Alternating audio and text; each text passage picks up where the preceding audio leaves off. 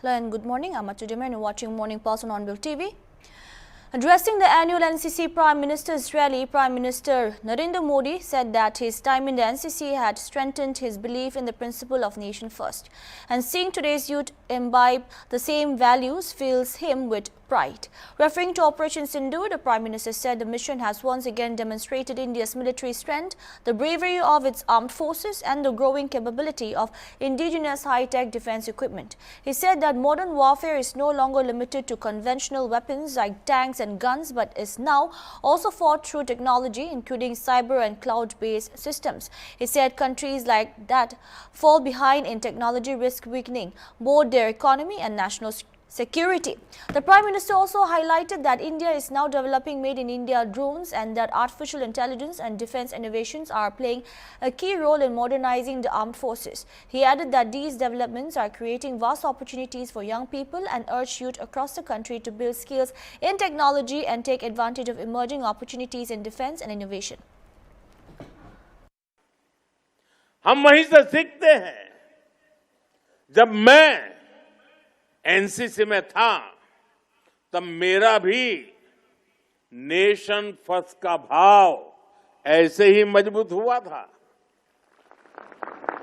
और आज मैं आपको भी एनसीसी में यही सीखते देख रहा हूं, गर्व अनुभव कर रहा हूं। साथियों, ऑपरेशन सिंदूर ने भारत के सामर्थ्य को, हमारी सेना के शौर्य को एक बार फिर से स्थापित किया है। ऑपरेशन सिंदूर ने यह भी दिखाया कि हमारे स्वदेशी हथियार कितने एडवांस और हाईटेक है। साथियों, आजकल के आधुनिक युद्ध में युवा कौशल की भूमिका बहुत बढ़ गई है। अब युद्ध सिर्फ सीमा पर टैंक, बंदूक और गोलों तक सीमित नहीं रहा है। आज लड़ाई कई मोर्चों पर लड़ी जाती है। आज की लड़ाई कोड में भी होती है, क्लाउड में भी होती है। जो देश टेक्नोलॉजी में पीछे हैं, वह इकोनॉमी में नहीं, सिक्योरिटी में भी कमजोर होते हैं। इसलिए साथियों, एक युवा के तौर पर हम अपने देश के लिए कौन सा नया इनोवेशन करते हैं, ये जज्बा भी देशभक्ति को मजबूत करता है, देश की सुरक्षा में बड़ा योगदान देता है। आप सभी जानते हैं, आज टेक से भी इनोवेटिव नौजवानों के लिए सेनाओं में नए अवसर बन रहे हैं। आज हमारे युवाओं के डिफेंस स्टार्टअप्स कमाल कर रहे हैं। आज मेड इन इंडिया ड्रोन पर काम हो रहा है। एआई और डिफेंस इनोवेशन अब हमारी फोर्सेस को आधुनिक बना रही है। यानी आप युवा साथियों के लिए संभावनाओं का बहुत विस्तार हो रहा है और मैं आज चाहता हूं सिर्फ यहां बैठे हुए नहीं, देश के कोटि-कोटि युवा इसका लाभ उठाएं। Parliamentary Affairs Minister Kiren Rijiju has strongly criticized the opposition for disrupting the President's address to both houses of Parliament, calling the conduct shameful and unacceptable. Rijiju said that the opposition's behavior during such an important constitutional occasion has brought disrepute to the country and questioned whether such actions are expected from responsible members of parliament.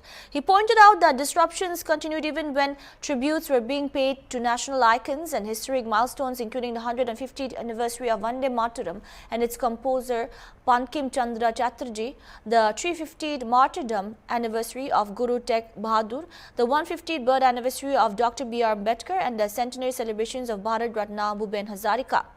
The minister alleged that the opposition raised slogans during these moments which he termed as insult to these revered figures and said that the nation will not forgive such behavior.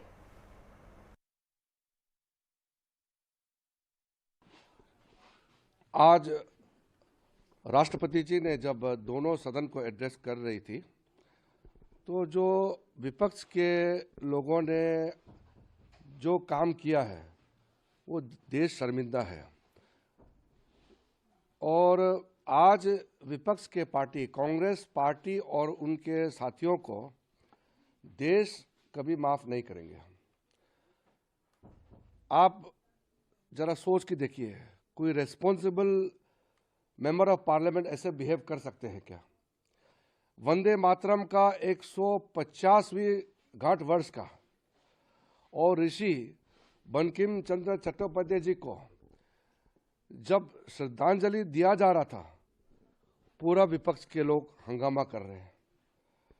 Guru Tegh Bahadur का 350वीं बलिदान दिवस का जिक्र सदन में देश के लिए एक आह्वान किया कि ये त्याग को देश याद रखना चाहिए, तब विपक्ष के लोग हंगामा कर रहे थे। बाबा साहब अंबेडकर का 150वीं गांठ वर्ष का जिक्र किया, फिर विपक्ष के लोगों ने हंगामा किया। और भारत रत्न भूपेन हजारिका का सेंटेनरी सेलिब्रेशन का जिक्र किया तो विपक्ष लोगों ने हंगामा किया। तो गुरु तेग बहादुर, वंदे मातरम का गांठ वर्ष और ऋषि बंकिम चंद्र चट्टोपाध्याय जी का, और आप सोच के देखिए हमारे सरदार पटेल का 150वीं गांठ वर्ष, ये सारा इतना महत्वपूर्ण विषय है और इसको पूरा खड़ा होकर के माथा झुक करके सबको सैल्यूट करना चाहिए, सबको राष्ट्रपति का अभिभाषण का स्वागत करना चाहिए। और ऐसा समय में ये नारा करके अपमान कर रहे हैं। मेरा अपमान हम सह सकते हैं, हमारा किसी नेता या किसी हमारा आपस में कभी कभी चल जाता है, लेकिन Guru Tegh Bahadur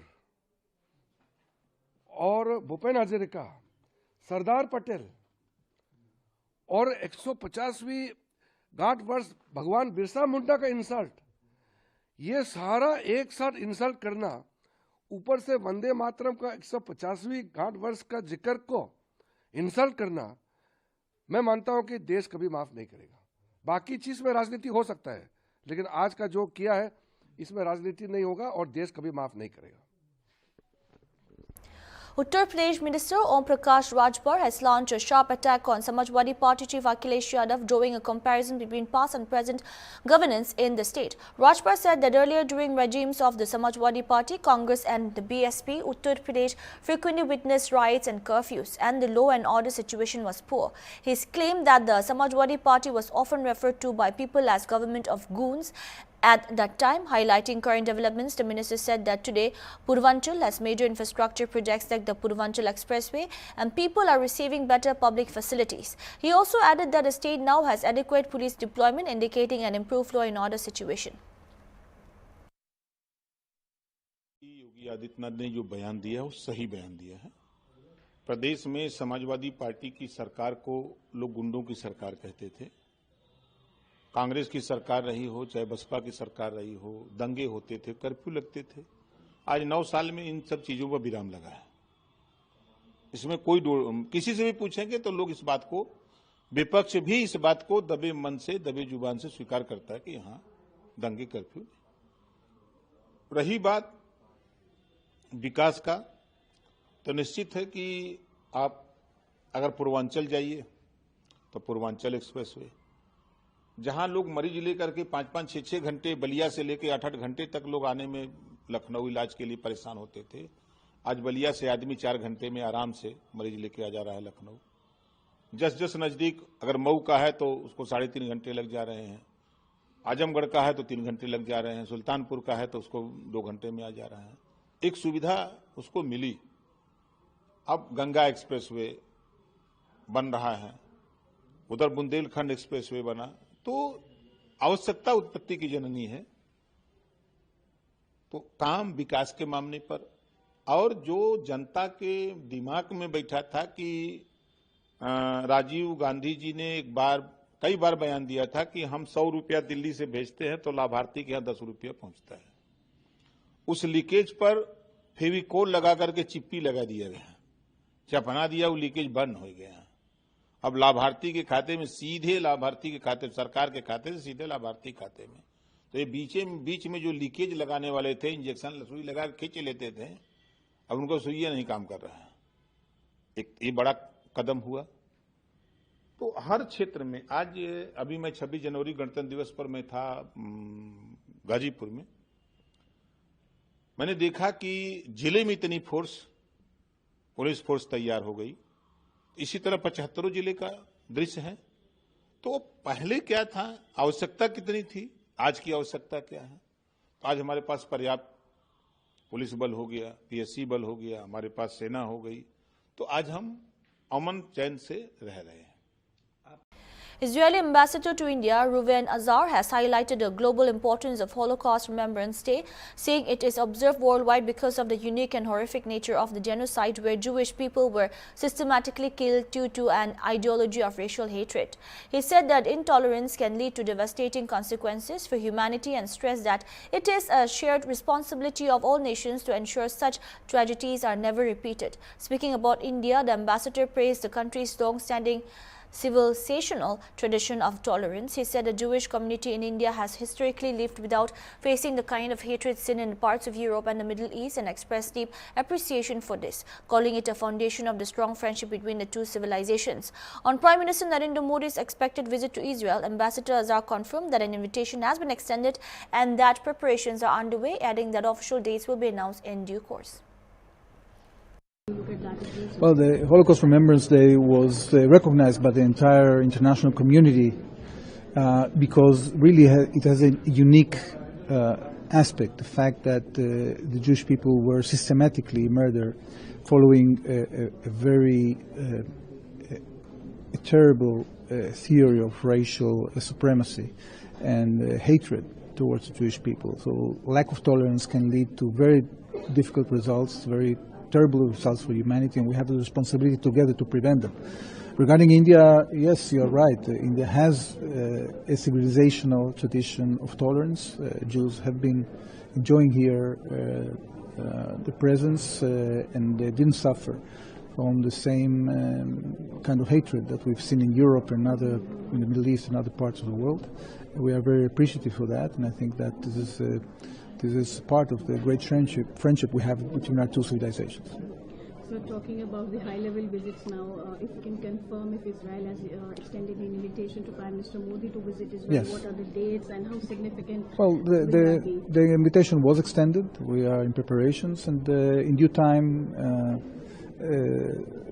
there will be declarations regarding the specific dates. Looking forward to 2026, so how do you look at India-Israel relationship, especially when it comes to tackle terrorism, Foreign Secretary?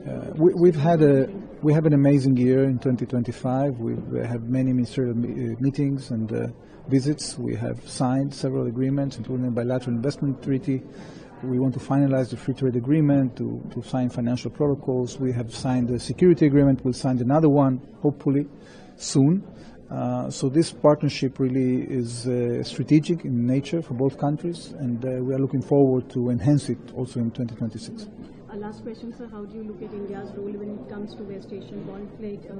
And President Donald Trump, on the sidelines of the World Economic Forum in Davos, also initiated the World of Peace, which he has also invited India for that. So what is the current situation now, and how do you look at India's efforts when it comes to the peace efforts? Well, we welcome the establishment of the World of Peace. I think we have to give diplomacy a chance to try to see whether we can dismantle the Hamas terrorist organization and give hope for the Palestinian people. I think there are a lot of nations that are willing to engage in that. We welcome an Indian role. We know that India is supporting these efforts, as Foreign Secretary Misri has recently mentioned during his speech. So we're looking forward for diplomacy to succeed and hope for peace in our region in the coming year. Thank you. so much, Ambassador. Responding to the ongoing protests by poultry farmers demanding higher wages, Ramji Raghavan, coordinator of the Broiler Chicken Producer Federation, has dismissed claims of low payments as false. He said that nearly 90% of the broiler farm owners are currently receiving around rupees 7.50 per kg and not rupees 6.50 as being alleged. கடந்த ஜனவரி 1 முதல் கறிக்கோழி பண்ணை வளர்ப்பாளர்களின் சார்பாக உற்பத்தி நிறுத்த போராட்டம் என்று விவசாயிகள் பாதுகாப்பு சங்கம் என்கிற அமைப்பு பல போராட்டங்களை நடத்தியிருக்கின்றன. சில விரும்பத்தகாத நிகழ்வுகளும் இது தொடர்பாக நடைபெற்றுள்ளன.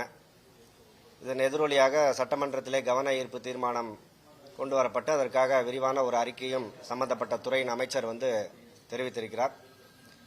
இந்த நேரத்தில் உற்பத்தியாளர்கள் தரப்பிலிருந்து ஒரு தெளிவான முறையான ஒரு விளக்கத்தை அளிப்பதற்காக இங்கே கூடியிருக்கிறோம். முதலாவதாக தெரிவிக்கக்கூடிய விஷயம் என்னவென்றால், கறிக்கோழி வளர்ப்பில் ஈடுபட்டிருக்கக்கூடிய பண்ணையாளர்கள் எல்லாரும் கிலோவிற்கு வளர்ப்பு தொகையாக ரூ. 6.50 பெற்றுக் கொண்டிருக்கிறார்கள் என்கின்ற ஒரு தவறான தகவல் பரப்பப்பட்டு வந்திருக்கிறது. உண்மையில் 18,000 பண்ணையாளர்களுடைய கடந்த ஓராண்டு வளர்ப்பு தொகை தரவுகளை சரிபார்த்த பின்னர் தெரியவரும் உண்மை என்னென்றால், அவர்கள் வளர்ப்பு தொகையாக கிலோவிற்கு 7.50 முதல் 12 ரூபாய் வரை பெற்றுக் கொண்டிருக்கிறார்கள். இது நம்ம அடிப்படையாக புரிஞ்சுக்கக்கூடிய ஒரு விஷயம். இந்த தீவன மாற்று விகிதாச்சார முறையில் கோழி வளர்ப்பு முறைமையை பற்றி தெரிந்தவர்களுக்கெல்லாம் இது தெரியும். அவர்கள் வெறும் 6 ரூபாய் 50 காசுகள் பெறக்கூடிய பண்ணையாளர்கள் என்பது வெறும் 5% குறைவாகத்தான் இருக்கிறார்கள்.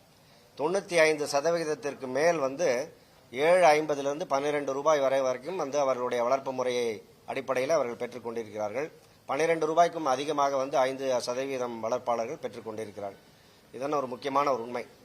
இரண்டாவதாக, இந்த பண்ணை கோழி தொழிலில் நேரடியாக ஈடுபட்டிருப்பவர்களுக்கும் நிறுவனங்களுக்கும் எந்த பிரச்சனையுமின்றி சுமூகமாக இன்றளவும் ஒரு நாளைக்கு 23 to 25 லட்சம் கோழி குஞ்சுகள் பண்ணைகளிலே இறங்கிக் கொண்டிருக்கின்றன. எந்த பண்ணையிலிருந்தும் திருப்பி அனுப்பப்படுவதில்லை. இது ஒரு சுமூகமான உறவை எடுத்து காட்டுகிறது. தேவையில்லாமல் இதில் குழப்பத்தை ஏற்படுத்த வேண்டும் என்கிற நோக்கத்திலே விவசாயிகள் பாதுகாப்பு சங்கம் தன்னை ஈடுபடுத்திக் கொண்டு தவறான வழிகாட்டுதல்களால் தான் இந்த விரும்பத்தகாத நிகழ்வுகள் நடந்திருக்கின்றன என்பதை புரிந்து கொள்ள வேண்டும். இப்பொழுது கூட சில இடங்களிலிருந்து தகவல் வந்திருக்கிறது, குஞ்சு ஏற்கனவே இறக்கிய பண்ணைகளில் நீங்கள் எப்படி இறக்கலாம் என்று அவர்கள் மிரட்டப்படுவதாக. இது ஒரு அறவழி போராட்டம் அல்ல. இது போன்ற ஒரு போராட்டங்கள் எந்த விதமான தீர்வையும் கொடுத்து விடாது. இதை அவர்களுக்கு ஒரு வேண்டுகோளாக நாங்கள் வைக்கிறோம்.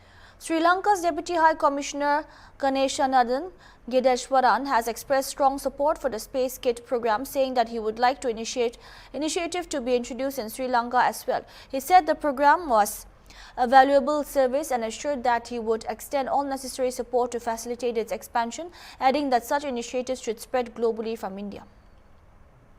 I mean, it's a good initiative. So I want her to support. So I want the Space Kit program to come to Sri Lanka, and I'm there to do whatever the help is needed. So it's a very good thing. I would say it's a service, and this has to spread across the world from India.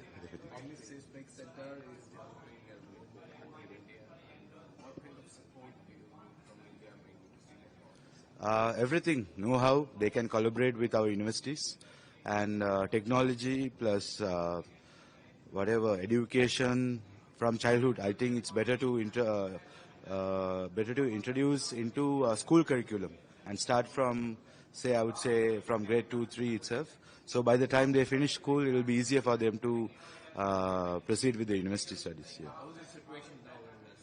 Sri Lanka situation good. After the flood, again we are coming back. So almost 80% of the country is done. Tourism is back to normal.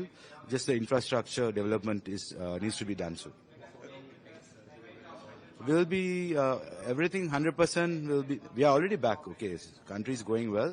The bridges and all the construction is in process. Of course, we need the support of all countries, and I would say another 2-3 months, 100% it will be back to. So the St. Anthony's Church Festival that's happening this February 27 and 28, it's a cultural thing that's been for a very long time. How forward you're looking forward to it? To be very fair, I didn't get any documentation yet, but yes, if tourists travel, of course, we want the Indians, our brothers and sisters to travel. Visit the temple is a very powerful temple. Please do come. Yes.